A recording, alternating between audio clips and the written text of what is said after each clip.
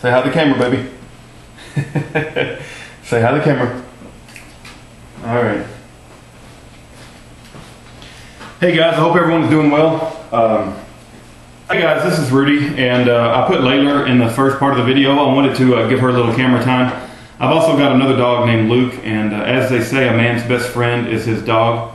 And in times like these, you do need a best friend, and so I love my dogs. So in any event, I'm not going to talk about philosophy or religion or the New World Order or anything like that in this video. I'm simply going to talk about why Obama's collectivist and socialist and fascist policies are going to destroy this country. And I could point you to various books to read. As a matter of fact, I've gotten some books that I have with me, and I'll go through those really quickly. But it seems like in today's age that nobody does any reading anymore of, classic literature or good literature that is, over 10 pages long. And it's a real shame, because I think as a society we have lost something where, we got to have instant gratification with YouTube videos or the news, and there's a lot of benefits to that, but there is a wealth of treasure of literature that, is in our history, as human history and American history, and I just don't want us to forget that. But I want to go through these books really quick, and then I want to discuss why his policies, Obama's collectivist policies, are destroying this country.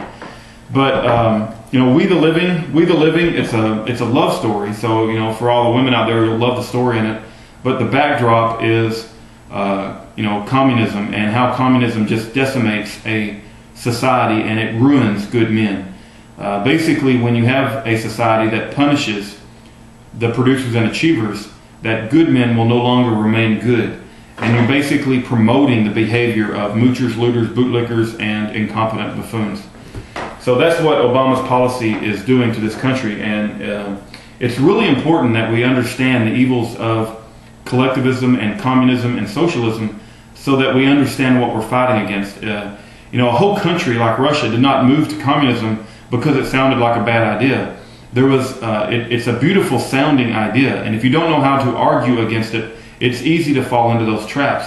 You have to understand how it totally removes the freedom and liberty of man. It ruins man's ability to take pride in himself, pride in his work, and you're totally controlled and governed by the state. And as the state gets bigger and bigger and bigger, your freedoms and liberties and right to be an individual gets less and less and less. And we don't need to lose that lesson, and there's lots of resources that we can go to remember that lesson.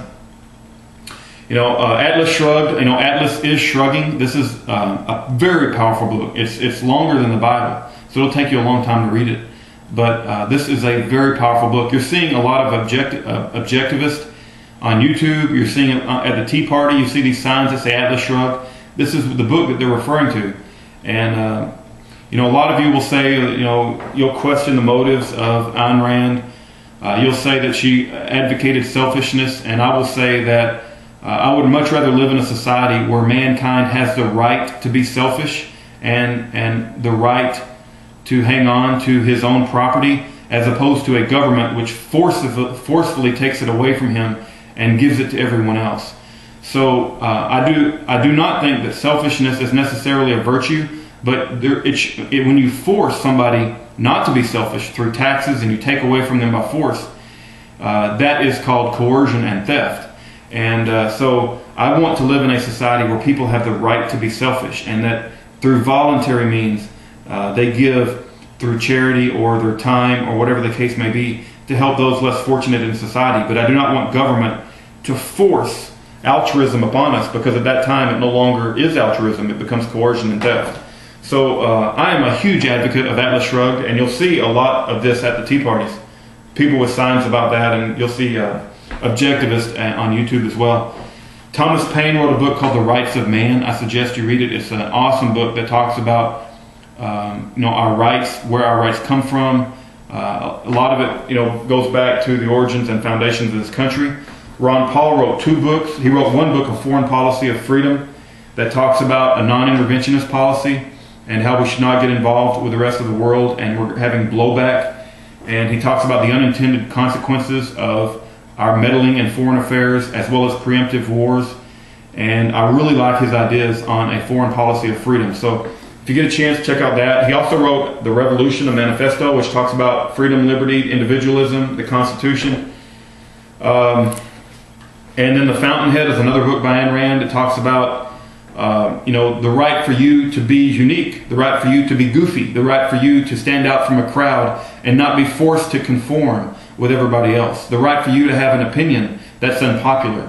And it talks about the importance of you standing up and fighting for that. So The Fountainhead, it used to be mandatory high school reading, but I don't know that it is anymore. And then you have The Creature from Jekyll Island. That's one of my all-time favorite books, and it really brings the point clearly home about the Federal Reserve and how evil they are, and that the international bankers that run the Federal Reserve are not aligned with the interests of the United States. They're only aligned with the interest of lining their own pockets, and if you can't see that, I don't know what to tell you. And then you have, of course, the Constitution of the United States and the Declaration of Independence. You can get this from heritage.org, I believe, for $1, or it's real cheap. You can get 10 of them for $10, and you can pass them out to your friends. When I go to church, I pass them out. There's another book, not a book, but just go to Google, and I'll put a link in the sidebar. It's Davey Crockett, It's Not Yours to Give. And it talks about a very important lesson about when government officials print money out of nothing and give it for all, to all of their constituencies to, perpetuate their own power and to line their own pockets and to get kickbacks. And, our government is so full of corruption. And again, if you can't see that, I don't know what to tell you. Another movie, it's kind of a chick flick, a love film, but it's a classic. It's called Dr. Zhivago. And the backdrop of that film, the Bolshevik Revolution, when basically the Russian people were so sick of the elite autocracy that they had a huge revolution against that, because the peasants didn't have any power, and they started communism. And we're seeing the elite class in America, and you're starting to see people say eat the rich and to hell with the rich, and it's understandable because most of the rich, or a large portion of the rich, like Warren Buffett, have made their wealth by bending the rules and regulations of government to line their own pockets. There's another book called Free Lunch, and I don't have it with me, it's upstairs, but it talks about how the Warren Buffetts of the world bend the rules and regulations. And he seems like he's very a good guy, because he talks about giving all his money to charity, and he talks about what he's going to do with his money. But he should have not had the money in the first place, because he got it through ill-gotten means. So that book is called Free Lunch. And anyway, going back to Dr. Zhivago, that movie also has a backdrop of how communism and socialist societies, through the leadership of Lenin, totally destroys a society and ruins a person's right to live their own life as they see fit. Now, I'm going to try to really quickly wind this up, but even if you don't want to read any of these books, and if you don't want to put time and effort into educating yourself about how bad socialism and communism is, and collectivist societies in general, just think of it like this. Okay, you have moochers, looters, bootlickers, and incompetent buffoons on one side, and you have producers and achievers on the other side. And these people, the moochers and looters, think that government owes them something. They constantly want a big government so they can suck off the government tit, and they want to consume the creations and the achievements of the producers and achievers. So eventually people will no longer produce and achieve anything, because it ruins their motivation to do so, and you'll have the decimation of society, because there won't be anybody who wants to get up in the morning, and they will no longer want to become doctors, they will no longer want to become scientists, engineers, lawyers.